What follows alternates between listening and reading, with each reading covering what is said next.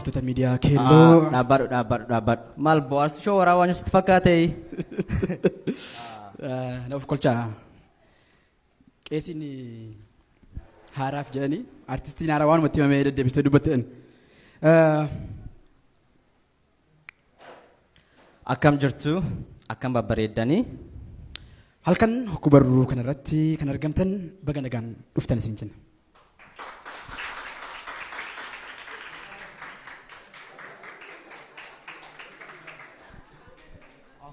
Dhiifama.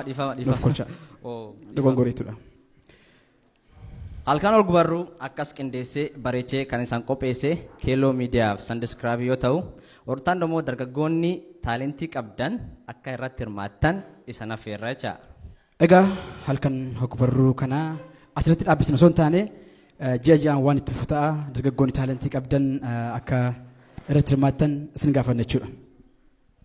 Kanatti aansuudhaan fuula gabaabaa golboo maddiin isaa guutuu akka nuugiin tumaa tolee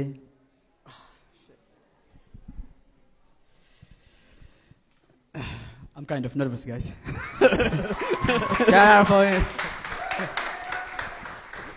You got it, man.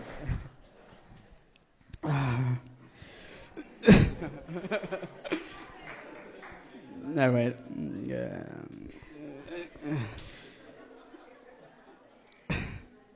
Okay. Fuula gabaabaa golboo maddiin isaa guutuu akka nuugii tumaan bulleessee calalaqu. Funyaan dalga bal'aa qaa'u isaa gamaaf gamana sanaaga uramee qoraattiin xaddee itti suuqamee gaanfa fakkaatu. Guntuta harmaa fiixee koobaa fakkaatan kan golgaa malee qullaa dhaabbatanii ija namatti baasan. Callee bifa meeqaan naqamee marsaa meeqaan maramee morma isheerra qaxxaamuree guntuta lamaan gidduu tuulamee jiru. Elellaan marsaa sadiin diramee mudhii gurraacharraa cabbii fakkaatu. Luqqeettuu bal'aa marxoo gabaabaa dhisee boonu. Sarbaa gurraacha biqila tole. Sagalee isheetu taatoo fajajee of wallaale wareerse. Namni ijoollummaa isaatti egaa waan dabarsee hin irraanfatu. Yeroo ijoollummaa isaas yeroo ijoollummaa koo jedhee haasa'ata. Oromoo ta'ee nama kabajamaa kana kan irraanfatu waan jiru natti fakkaatu. Barreeffama asoosama jalqabaa ijattiin banan qophii kana beektuu laataa jedhu sagantaa televezyiyoona afaan Oromoo dabarsamaa ture irratti sagalee isaanii namni irraanfatu hin jiru. Kitaaba asoosamaa yeroon ittiin dabarre lama kan akka gurraacha abbayyaa godaannisa nuuf gumaachaniiru. Tiyaatira afaan Oromoo jalqabaa imimmaan nama hin qusachiifne tiyaatira dukkanaan duubaa kan katabee fi qindeesse galmeen seenaa Oromoo gudunfatee kaawwateera. Fiilmii gabaabaa The Fallen Beats jedhu produce gochuudhaan badhaasa guddaa argataniiru. Sanaan alas badhaasa hedduu dabalataan argataniiru. Amma immoo daayireektara raadiyoo sagalee Ameerikaa ta'uun tajaajilutti argamu. Kan isin ajaa'ibu gumaacha guddaa gumaachan kanaan alatti jechoota afaan Oromoo hedduu kalaquudhaan afaan Oromoon akka inni bal'atu taasisaniiru. Afaan ni dhalataa ni guddatas ka jedhu nuuf mirkaneessaniiru jechaadha. Jechoota kana keessaa warra akka afoola, asoosama, do'ii, buufata, dooyyaa, ijoo, lafjaloo, nameessa, qooqa, taatoo, walaloo jedhu fi kan kana fakkaatan nuuf gumaachaniiru jechaadha. Anillee carraa kan argadhee fuuldura isaanii dhaabbadhee halkan ogbarruu kanatti yeroon isaan affeeru gammachuu guddaatu natti dhaga'ama. Halkan ogbarruu kunis faawundeeshinii isaan hoogganan Soundscribe jedhuu fi keelloo miidiyaa waliin ta'uudhaan kan qophaa'e. Egaa kabajamoo obbo Dhaabaa Wayyeessaa gara isteejitti isin affeera jechaadha.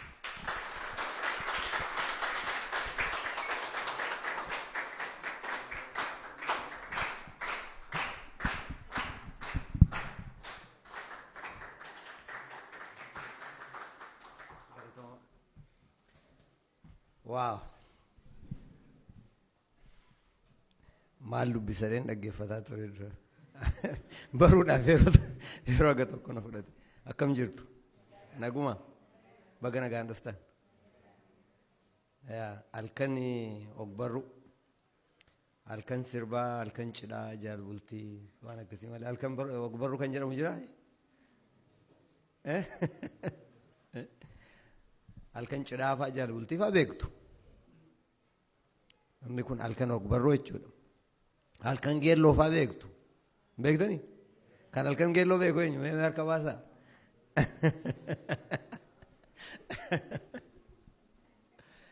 Waan akkasii waluma bira bara walirraa fagoo miti. Suma afaan hin jedhamu, suma geellifatanii, suma sirbanii gara barreeffamaatti yeroo geeddaramu immoo ogbarruu ta'a jechuudha. Kanaaf akkuma halkan sanaa jechuudha.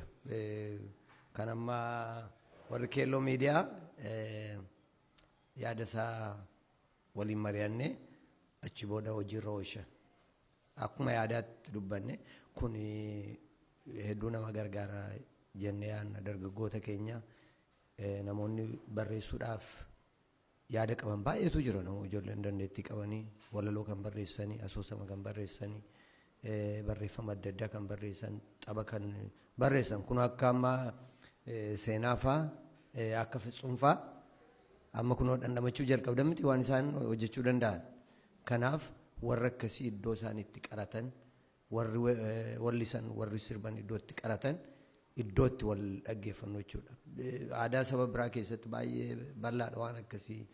Kitaaba wajjin dubbisuun, waan haaraa walaloo fidanii dubbisuun, yaada haaraa fidanii wajjin mari'achuun, waa'ee teeknikii isaa irratti haasa'uun waan akkasii baay'ee beekamaadha. Kanaaf aadaa isaa saba keenya keessatti yoo guddisne dargaggootaafis warri immoo xiqqoo muuxannoo qaban immoo dargaggootaaf firuudhaaf hedduu gargaara jechuudha. Kanaaf guyyaa kana warra yaadanii yeroo isaaniitti kennanii humna isaaniitti kennanii jabaatanii gadhaaban warra keelloo miidiyaaf mee harka rukutaa.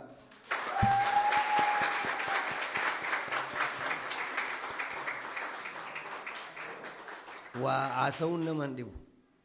Waan baay'ee haasa'uu dandeenya. Hojjechuun garuu aarsaa nama baasisuu qaba. Kanaaf tarkaanfii tokko gara fuulduraatti fudhataniiru. Kanaan gara fuulduraatti caala akka isaan deeman abdii guddaan qaba. Sandscribe Communication Foundation communicationiin kan biyya jiru, foundationiin kanas jiru. Kun maalitti fuuleffatee dargaggoota Oromoo, dargaggoota saboota biroos ogummaa aartii fiilmiitiin qaruu, barsiisuu, shaakalsiisuu, wajjin hojjechuu, fiilmii hojjechuu kana kan inni itti bobba'ee agammaa aga tokko deemneerraa dargaggoota hedduu shaakalsiisneerraa fiilmii hojjechuu jalqabaniiru. Asitti sama tokko walitti dhufne waan tokko hojjenneerraa kanumaan itti fufnaa. Gara fuulduraatti garuu caalaatti mana barnootaa bal'aa kan aartii fiilmii, aartii tiyaatirii, aartii sana wajjin hidhata qaban kan barsiisuu danda'u uumuudha mul'anni keenya. Kun immoo ni ta'a. Gargaarsa Waaqayyootiin jennee abdanna. Agammaatti waan hojjennu hundumtuu bu'aa gaarii qabaa. Nu itti gammadaa keenyatu jira. Dargaggoonnis itti gammadanii jiru. Waan akkasii immoo encourage jajjabeessuu barbaannaa keessatti argamne waliin hojjechuu barbaanna. Kanaaf hinafiina amma kun jalqabadha. Hinafiina dargaggoota, ijoollee, shamarran, dardara, maanguddoota iyyuu fidaa kottaa. Halkan ogbarruu kanatti guyyaa lammataa namni tokko nama sadi yoo xiqqaate nama sadi fidaa kottaa yeroo lammata ta'u jechuudha. Deemaa ittimaa akkama kan gaarii ta'e yaadas fidaa kottaa. Yaadas immoo qoodaa fi akkas yoo kun itti dabalame kun yoo jiraate this is more of free kun baay'ee formally miti waan akkasii kun bakka itti sagaleen namni hundumtuu dhaga'amu namni waa qabus fidee itti dubbisu namni yaada kennus yaada itti kennu gatii ta'ee fi nama afeera namoonni dhufanii namoonni barreessanii manumatti dhiisan jiru namoonni yaada qabaatanii manumatti dhiisan jiru isaan kun akka isaan gara hojiitti jijjiiruutti akka isaan dhufan jajjabeessuudha. Kaayyoon kana kanaaf asitti akkan dubbadhu naaf heeruu keessaniif ani yaanne homaa asitti hin qophoofne waa'ima kana malee gara biraa waan hin jedhu baay'ee hin qabu. Galatoomaa ulfaadhaa warri dhuftan baay'ee ulfaadhaa. Yeroo lammataatti immoo yoo xiqqaate nama 3 afeeraatii kottaa bakka kanatti naasofnaa waa'ee aartii isaa irratti naasofnaa namoota safeerreeffinnaa namoota fedhii kana qaban dandeettii isaanii qaban saba biraa keessaas hin finnaa achi booda akkaataatti dandeettiin aartii dandeettiin ogbarruu dandeettiin asoosamaa dandeettiin do'ii diraamaa fiilmii akka inni itti jabaachuu danda'u irratti yaada wal jijjiirrachuudha. Ulfaadhaa galatooma.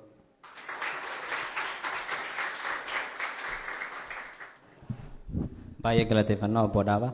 Kana taansuudhaan warri kaan injiinera jedhu. Warri kaan injiinera jechuu eegalaniiru. Warri kaan aktiivistii jedhanii waamu. Gaafa ilalan qaamaan xiqqaadha. Qilleensumtuu waan isa fudhatu fakkaata. Dubbii fi sammuu inni baatu garuu guddaadha. Akka hiriyoonni isa jedhanitti Oromoo miti Ormi kiyya sanyii wajjin oolee Oromoo ta'uu hawwaa jedhu. Arrabni isaa dhagaa baqsaa jedhu. Dubbatee nama amansiisa. Kan isa gitu hin jiru. Dhimma siyaasa Oromoo irratti barreeffamoota garaagaraa hin baasa. Yeroo dhiyootti Yuunivarsiitii Morgan State irraa digirii isaa jalqabaa Electrical Engineering dhaan fudhata. Leadership skill isaa namoota baay'een jajama. Keessattuu dargaggoota Oromoo ijaaruu keessatti gahee guddaa nama qabudha. Yeroo ammaa durataa keelloo miidhaa ta'ee kan hojjechaa jiru Kiyyaa Sanyii gara waltajjii jennu simadhaa.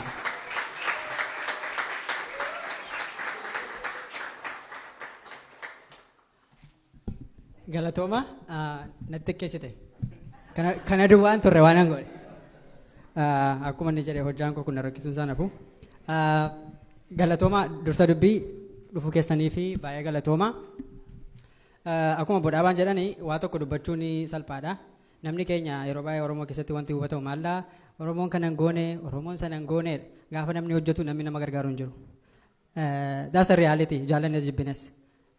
I think kaayyoon nuti kaanee fi uummata keenya transform gochuu danda'u qabna. Uummata kana yoo nuti hin hojjenne nutis teenyee boora nama bileemii gochuu malee waa tokko wanta gad finnu hin qabnu. Kanaaf we gotta step up and do namni yeroo baay'ee judgmentaliidha waan jedhu qaba. Garuu akka Oromoo tokkootti naannoo salli hojii hojjennu duwwaa miidiyaa irratti waan barbaadetti tun ta'in namni karuma karasaa uummata kana transform gochuu danda'u qaba.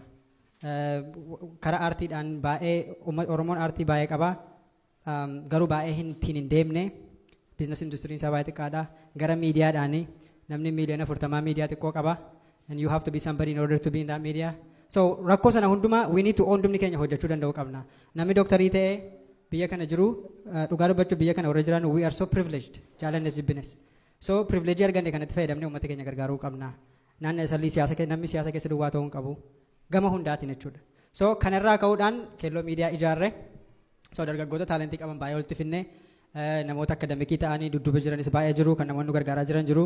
So we gonna take to the landscape Oromoo miidiyaan qabu ol kaasna jennee yaadna jechuudha. So our vision is big.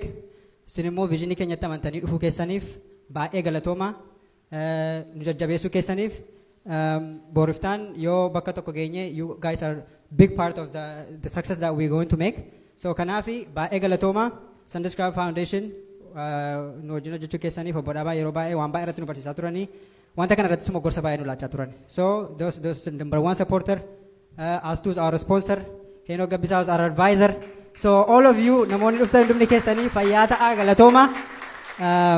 Booda walaloodhaan isinitti deebi'a. Ammaaf kanuman jedha my teammates.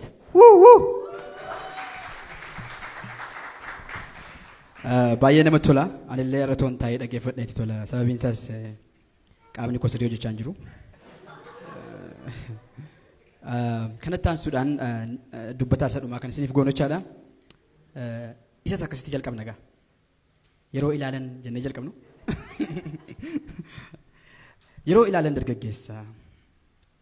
Nama qaama isaa ilaaleef boksiidhaan Oromiyaa bakka bu'ee yeroo baay'eef kan injifate fakkaata.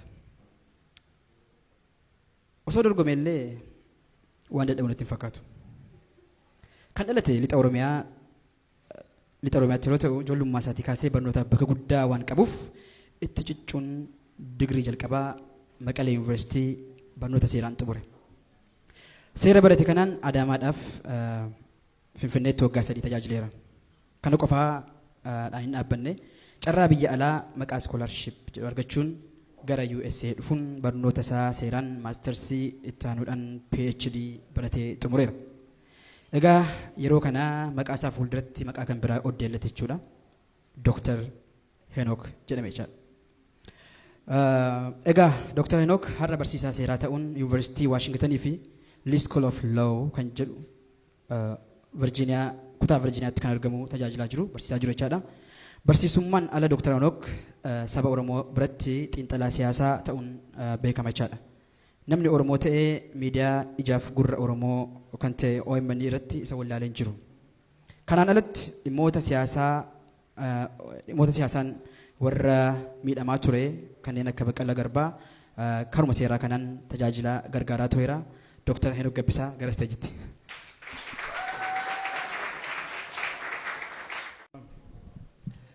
Baay'ee namatti toltu asitti fixeen kaarikulem viitee koo dubbise garuu akka inni dubbisetti waan hojii argachuu danda'u natti hin fakkaatu. Waan lama dubbachuu barbaada asitti. Inni jalqabaa warra keelloo miidiyaa kun warra OMN biyyatti argitanii ofii keessanii information monopolize akka gochaa jirtan dhaga'een jira. So that's great. That's a joke, okay? Why information society dubbachuu barbaada? Information society gaafan jedhu miidiyaan hundi keenya akkuma beennu roolii guddaa taphataa waggaa arfan shanan darbe keessatti maal akka ta'e hundi keessan agartanii jirtu. Garuu kana kontekstiidhaan ibsuun barbaachisaadha. Uummanni Oromoo waggaa hedduudhaaf probably waggaa 100 oliif uummata consumerii ture. Informationii consumii goonu ture. Gaafa informationii consumii goonu termiif conditionii namni nuu kaa'een jiraanna malee truuzii yookaan immoo dhugaa mataa keenyaa establishii goonee miti. Amma garuu wanti namatti tolu waggaa muraasaan asitti uummanni Oromoo informationii produce gochuu jalqabe yookaan informationii oomishuu jalqabe. Keelloo media is a byproduct of that process jedheen abdadha. So kun successii guddaadha. Warri keelloo media kana erga isaan hundaaniin baree garuu akkuma Oromoo tokkootti dirqama Oromummaa bahuudhaaf gargaarsa yaadaan akkasumas immoo eekkamuus yoo ta'e yookaan immoo commentii adda addaa opinion adda addaa miidiyaa irratti kennuudhaan hirmaachaa jira. I've never been as proud as this moment keessumatti keelloo miidiyaa irratti hirmaachuudhaan baay'ee natti tola baay'ee gammachuu guddaan qaba. So kun dhugaa dubbachuuf yoo ta'e I'm not exaggerating. Keelloo miidiyaan ijoollee dargaggeessa energy guddaa qaban teknooloojiidhaan kan support ta'anii akkasumas immoo sophisticated idea ijoollee qabaniin as ba'uunsaa baay'ee waan namatti toludha. Kun miidiyaa hunda keenyaati. Oromoon rakkina isheen qabdu tokko waa tokko eegaltee hin xumurtu jedhama. Ijoolleen kun garuu I believe they are the exceptions. So gamuma kanaan kabajaan isaaniif qabu beeksisuun fedha. Gara fuulduraatti akkuma kanaan akka tuftan yaada kiyya isiniif ibsuun barbaada galatoomaa jechuun barbaada.